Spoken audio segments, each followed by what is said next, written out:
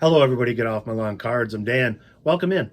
And today I want to talk a little bit about the 2026 National. We are less than 3 weeks away from the Super Bowl of collecting, the annual Super Bowl of collecting. I wanted to give you some things to think about. If this is your first time going to the National, or if maybe you'll see this a year from now and you'll say, hey, I'm going to my first National or whatever. Or if you're a veteran of the National. I don't think it really matters. I'm going to give you 9 different tips, things to kind of watch for, things that will hopefully improve or enhance your experience at the National. And you'll say, well, what's your resume with the National? This is going to be my 12th National. The first one that I went to was 2012. I went to the last National they had in Baltimore. And I was always, I'd always see this National advertised in Beckett Baseball Card Monthly way back when. And I was just like, I've got some disposable income. I've always been interested in the show. I'm going. And I got kind of hooked. And like I said, this is my 12th National since. This is the 8th time that I've been in Chicago. They're having it in Chicago this year, next year, and then the year after they're going to have it in Detroit. And so all those locations fairly close to my home, a couple hour journey. And so I'm really looking forward to this National, as I do every year. It is a Super Bowl of collecting. And so, like I said, I'm going to give you 9 different tips to think about to hopefully help your experience at the National. And here we go. Oops. Okay, number 1, the National itself as a card show, it's going to be overwhelming. But don't be afraid of that. Some people will say, oh, I don't want to go to the National. It's too busy. There's too many people. There are a lot of people. I think last year they had over 100,000 that went. They never give you exact numbers, but they just, they kind of leak it out there. They want you to know, but they kind of don't want you to know.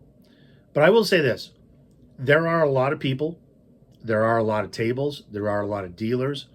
But once you're in the National, you can break it down as a small show. You're looking at cards at one table at a time. You're dealing with maybe one dealer, maybe a couple at the same table.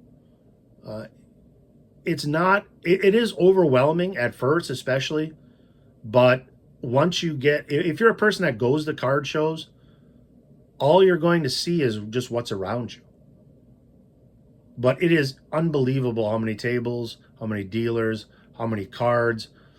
Generally speaking, we go from Wednesday to Sunday. It usually takes me from Wednesday to Friday afternoon where I can safely say, I've been to every table at the show. Maybe I haven't, bought everything I want to buy yet, but that's just how long it takes me to get through tables. And I'm pretty quick, as far as, going table to table. So yes, it's going to be overwhelming, but don't let that distract you or prohibit you from going to this show. Even if you don't go every year, to go maybe once every 3 years or something, it's an unbelievable show. So number 1, it's going to be overwhelming, but don't let that, sour your experience. Once you're there, you're there. Okay, number 2, and basic things about logistical things. All right. Comfortable shoes, comfortable socks, plenty of deodorant. Okay. Those 3 things. All right. You're on cement floor all day. Okay. So shoes and socks that are comfortable, very important. In Chicago, it's summer. It's going to be hot. 2 years ago on a Friday, it was 95 degrees and the air conditioning went out. So for the love of God, put deodorant on every day. Okay. Take a shower every day. That was rough. we had our hotel right across the street from the National. So what I did that day is early afternoon, I went back to the hotel. I went for a dip in the pool. Our pool was pretty cold, which was perfect. And just hung out for about an hour. Went back to the National for the afternoon. It was like a second wind. So, but if you don't have that opportunity, shoes, comfortable socks, for the love of God, deodorant. Okay, so that's number 2. Number 3, bring snacks, something to drink, water, Gatorade. Bring that with you. Okay, Chicago. One of the I would say maybe the only down thing about Chicago is concessions are pretty hard to come by, and they can be really expensive. You know, if you want to pay $5 or $6 for a bottle of water, be my guest. But I prefer to put that kind of money into cards. So I already bought myself a case of water, I think 24 bottles for $4. All right. I think that'll get me through the National. But, snacks, something to drink, that'll help you. They do have concessions at the National, but usually there's long lines and expensive. Nothing's getting cheaper when it comes to that stuff. So that's kind of a big recommendation. Granola bars, whatever, your beef jerky, whatever. But just have that with you. That will come into play when I talk about a different, another tip. Okay, next. This is for VIP people. This is for the people that have the VIP pass, where you can get in early. You have access to VIP lounge. Utilize that VIP lounge. Okay. If you have a VIP pass, they do have a VIP lounge that you can go to. And usually, I travel with a couple other people, and we'll text throughout the day, hey, that I bought this, or if you're looking for this table has it. We just kind of text ourselves throughout the day. Usually around noon, 1:00, we'll try text, hey, let's get together at the VIP room. We'll get together, we'll eat, we'll, bottle of water or Gatorade or, whatever, something to eat. And we just kind of get together. Usually the VIP room is really well air conditioned. And so it's kind of nice to sit in there in air conditioning and just BS about what cards we bought. A lot of times you'll talk to somebody that you don't know, share a table with them, and, they talk about what they're interested in and what they've bought. And it's kind of fun to be able to do that. And so I highly recommend you using the VIP lounge. That has actually gotten better over the years. Last year, people were utilizing the VIP room as like a mini card show. Like, people had cards. If you're looking to sell cards, that might not be a terrible place to sell them. I don't know how legal it is, but everybody was doing it. So, either people were looking the other way on it or they didn't care. So the VIP room can be a really good place to just kind of relax. Or if you're looking for cards, you could buy or trade. It's kind of an all-encompassing part of the National. My recommendation might be, it's a little late this year, but if you're looking to go to the National in the future, get a VIP pass early. It gets you in early, gets you to the VIP lounge. It gets you a whole bunch of goodies. That's a recommendation. Unfortunately, that time has passed. If you have a VIP pass, utilize it. Okay, let's talk about the actual show itself. Okay, the National is the Super Bowl of card collecting. It's a huge card show, which I think separates it from Fanatics. Fanatics is more like a fan experience. This is more of a hardcore card show. At least it still is. We'll see what happens down the road, but for now it is. And as far as buying cards go, like, you can buy the big ticket items. There are lots and lots of cases, hundreds of cases that have the big ticket items. And you're going to see stuff at the National you're not going to see anywhere else. But also think about dollar boxes. All right, dollar boxes at the National have been really good to me over the years, and I will hit dollar boxes there as well. And I'll show you what I get and all that. $5 to $100 boxes are usually pretty good too. One of the things I will do is if dollar boxes are really good at a table, and they've got a $5 to $20 table or box, I'll say, hey, if the dollar box is as good, what is in the $5 to $20 boxes? The last couple of years, I have really gotten deals, really good deals, out of the $5 and up category. Maybe more so than the dollar boxes. Although I will say the dollar boxes are very good. The other one to watch out for are the 50% off boxes. People ask me, they go, hey, the last day of the show, are there ever any deals? Occasionally, yes. 2 years ago, I think I was at the National, and there were a couple guys that had 50% off boxes on Sunday, and I bought nice stuff. Mahomes rookie, Kevin Garnett finest rookie, a whole bunch of stuff. I've spent a few $100s on that last day. Usually the last day on Sunday, we might spend 2 or 3 hours at the show, and we just get out. We get out of Chicago. That's kind of that's usually our plan. We're gonna get out. But that particular time, it was good. Don't expect it, but take advantage of it if it's there. So those kind of boxes are really good. Now in an era where everybody's flipping and doing all that, you might be able to get some really good deals on stuff that you can flip and make back some of your money to help pay for some of the national bills. So watch out for those boxes. That's one of my strongest recommendations. Okay, next. This one, my brother and I talk about this all the time. There are people that complain about the National that say, oh, I didn't get any deals. The dealers were tight on prices. They didn't budge. Their prices were way above comps, blah, blah, blah. Can that happen at the National? Yes. But here's the thing.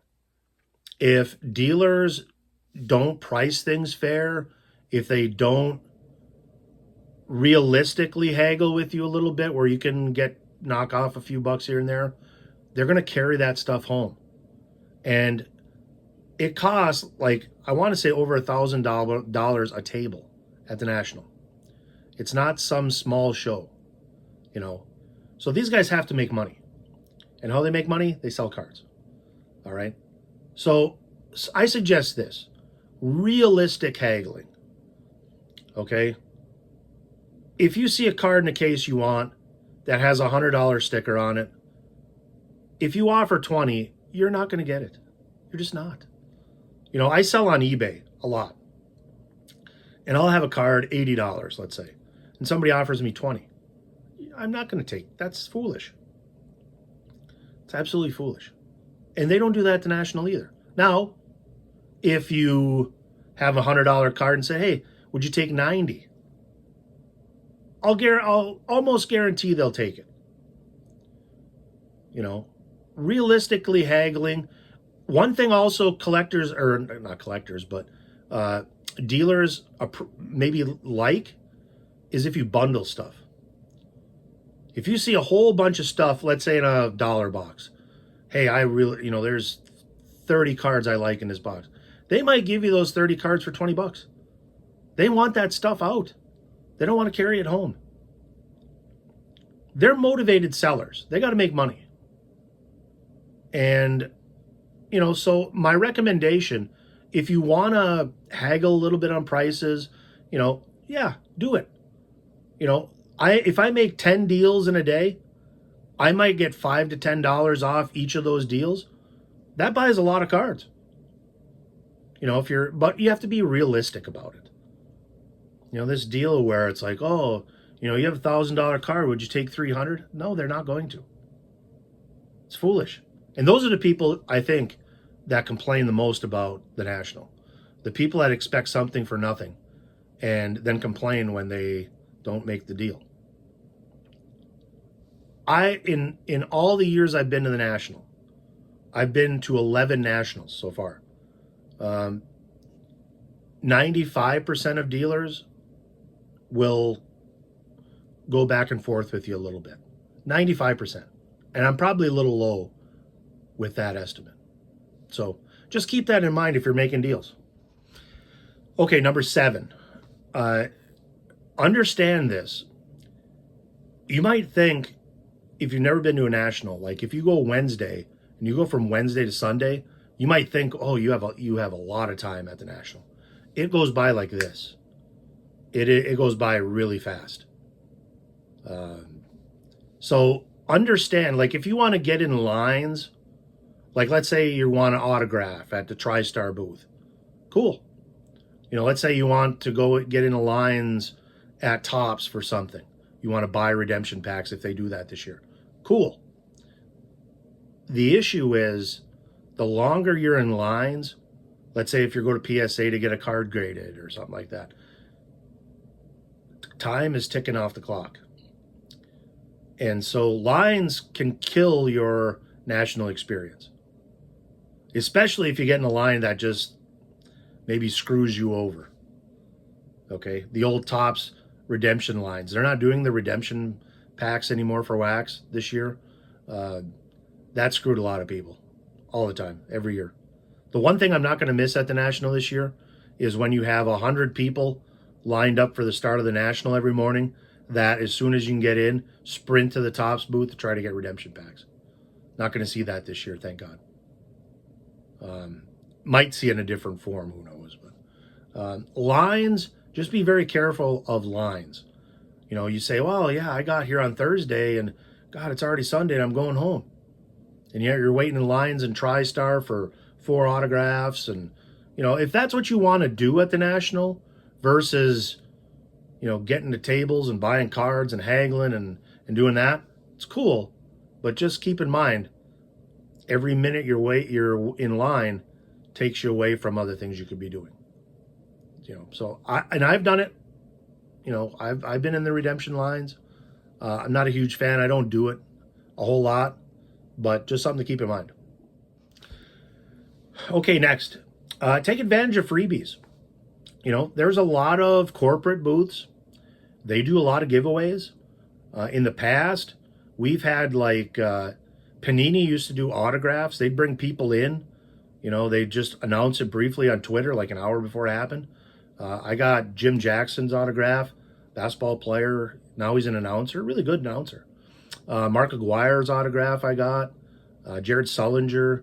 And these are free, with very little fanfare. So, take advantage. A lot of companies give away free shirts. Like I got one on right now. Blez, the Breakers, these, they're free. I just mowed my lawn today with this shirt. It's a nice lawn mowing shirt or a nice painting shirt. I've got probably 12 shirts in my closet of freebies. And like I said, I paint, if I got to clean my garage, if I got to mow my lawn, they're nice, they're comfortable, and can't beat the price. So t-shirts, pens, sign, eBay has done some stuff in the past. I don't know what their plan is this year, where they've done giveaways. The freebies are nice. Some of them can be valuable. And so, that can help pay for your experience. And I mean, some of these are keepsakes, like, hold on one second here.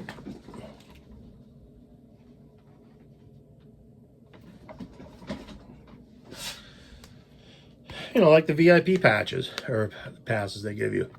They're kind of nice keepsakes. This was from last year, I believe. Yeah, last year's National. Done in like the downtown format. So, they're kind of nice keepsakes and mementos of the National. And, why not? Take advantage of the freebies. Okay, finally, number 9. Have some sort of strategy to cover everything that you want to cover at the National. Okay. For me, that means like, I want to see all the tables at the National. Am I going to spend equal time at every table? No, I'm not. If you have a table that has tons of vintage baseball and that's it, I'm not going to spend time at that table. That's just not something I'm interested in. If it's something you're interested in, spend time there. But like I always have a strategy. I kind of snake my way, through all the tables. And so, like I said, if I start Wednesday, by Friday afternoon, I've probably seen all the tables. And one thing that we like to do, as far as like, let's say we find a table that has some really nice stuff. If we don't buy it on the spot, which I normally do, I'll jot down the table number. Each of the tables at the National has a number that's associated with it, and they've got banners high up on the ceiling that tell you what aisle you're in. Like, let's say you're in the 600 aisle, okay, and the table you're looking at is table 612. You can find that table fairly easily at the National. But like I said, the last couple of years, the National has been so busy that a card that you see on Thursday morning, where it's like, I don't know if I want to buy that card or not, and you go there Thursday afternoon, it's sold. That happens. And so I'm just kind of giving you a heads up about that. The absolute traffic, crazy traffic of the National, there's lots of buyers. And so if you see something that you really want, buy it. If it's something that fits what you're doing, your budget, all that, buy it on the spot. Because you might regret it. You might go back there, like I said, 2 hours later and sold. We're living in very crazy times in the hobby. People are buying. And I've seen it at the smaller shows I've been at, and the National is not going to be any different. But also keep in mind, there are hundreds and hundreds and hundreds of tables. One person's not going to walk in there and control everything that happens. It's just not going to happen. And that's what's kind of nice about the National too. So hopefully these things will help you in your National experience, whether it be this year or if you watch this video for next year's show or down the road. These are things that, the group I travel with, we just kind of do these things, and we learned lessons along the way. And it's the first couple Nationals you go to are, for us, were just big time trial and error.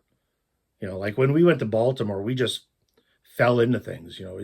Keep your ears open, keep your eyes open. But I hope this will help you pick up some things, pick up some strategies or tips that will help you when you walk in at the National, either this year or down the road.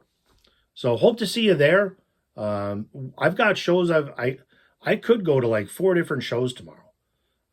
Looking at schedule, there's all kinds. I think I'll probably go to Legends. There's another one that's close to Legends, I think. I don't know. We'll see. But yeah, there's like 4 shows going on this coming weekend. So until next time, Ketos, thank you. Like, subscribe.